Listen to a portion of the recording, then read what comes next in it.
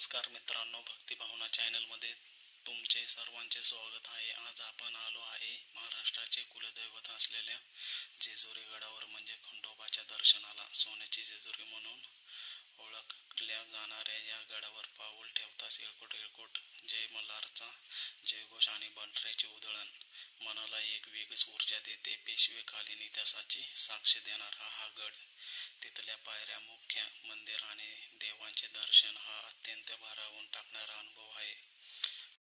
येळकोट येळकोट जय मल्हार आणि भंडारा. जेजुरीचे सर्वात मोठे वैशिष्ट्य म्हणजे तिथला भंडारा. जेजुरीला सोन्याची जेजुरी असेही म्हणतात, कारण अखंड गडावर आणि भाविकांवरती भंडारा उधळला जातो. येळकोट येळकोट जय मल्हार, सदानंदाचा येळकोट या जयघोषाने पूर्ण गड दुमदुमून जातो. सोमवती अमावस्या, जेव्हा सोमवारी अमावस्या येते तेव्हा जेजुरीमध्ये अथांग जनसागर उसळतो. या दिवशी खंडोबाच्या पालखींच्या आणि देवांच्या मूर्तींची नदीवर त्रिवेणी संगमावरती स्नानासाठी मिरवणूक काढली जाते. हा सोहळा डोळ्याचे पारणे फेडणारा असतो. चंपाष्टमी, मार्गशीर्ष शुद्ध प्रतिपदा ते षष्ठी या काळात चंपाष्टमीचा उत्सव मोठ्या उत्साहात साजरा केला जातो. जेजुरी हे स्थान पुणे जिल्ह्यात असून पुणे शहरापासून साधारण 48 ते 50 किलोमीटर अंतरावर आहे. सोन्याची जेजुरी, गडाला सोन्याची जेजुरी असेही म्हणतात. संपूर्ण गडावर आणि मंदिरात भक्तांकडून मोठ्या प्रमाणात भंडारा, हळद उधळला जातो, ज्यामुळे पूर्ण गड सोन्यासारखा पिवळा दमक दिसतो. भगवान खंडोबा कोण आहेत? शिवशंकराचा अवतार. खंडोबा हे भगवान शिवाचेच एक रूप मानले जाते. त्यांना मार्तंड, भैरव, मल्हारी, खंडेराय अशा विविध नावाने ओळखले जाते. खंडोबा हे लोकदैवत महाराष्ट्र आणि कर्नाटक राज्यातील लाखो भाविकांचे कुलदैवत आणि प्रमुख लोकदैवत आहे. गडावरील खंडोबाची मूर्ती ही घोड्यावरती स्वार झालेल्या रूपात विराजमान आहे.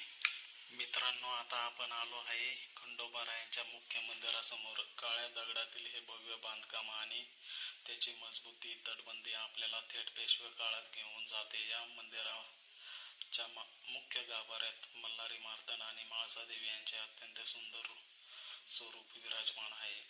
मंदिरात असणारी खंडोबाची ऐतिहासिक तलवार आणि इथले स्थापत्यकला खरोखरच पाहण्यासारखी आहे. प्रवेशद्वाराच्या दोन्ही बाजूंना आणि मंदिराच्या समोर भव्य दगडी दीपमाळा उभ्या आहेत. दीपमाळांवरती सणासुदीच्या दिवशी किंवा सोमवती अमावस्येला शेकडो दिवे लावले जातात.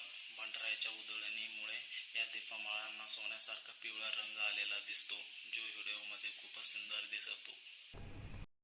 हे मंदिर साधारण 17व्या ते 18व्या शतकातील मराठा आणि पेशवेकालीन स्थापत्यशैलीचा उत्कृष्ट नमुना आहे.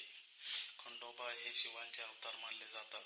मणी आणि मल्ल या दोन दैत्यांचा संहार करण्यासाठी भगवान शिवाने मल्हारी, मार्तंड, खंडोबा रूप घेतले आणि या गडावर त्यांचा मुक्काम होता, अशी आख्यायिका आहे. मंदिराची रचना आणि वास्तुकला. दगडी बांधकाम. संपूर्ण मंदिर काळ्या पाषाण दगडामध्ये बांधलेले असून त्याला एका किल्ल्याचे गड रूप दिलेले आहे. संरक्षणाच्या दृष्टीने मंदिराभोवती मजबूत तटबंदी आणि बुरुज आहेत. हेमाडपंथी आणि पेशवे शैली. मंदिराचे खांब आणि कमान यामध्ये पेशवेकालीन नक्षीकाम पाहायला मिळते.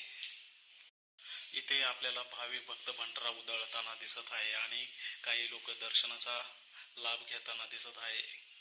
संपूर्ण मंदिरासमोर अशी भाविक भक्तांची गर्दी आहे आणि त्यामध्ये असंख्य भाविक भक्त मार्तंड, मल्हारी, खंडोबा यांचे दर्शन घेण्यासाठी आपल्याला लाईन मध्ये लागलेले दिसत आहेत.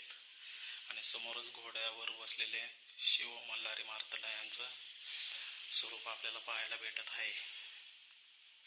आणि आतून आपल्याला प्रमुख मंदिराच्या गाभाऱ्यातील खंडोबारायांचे दर्शन पाहायला भेटत आहे.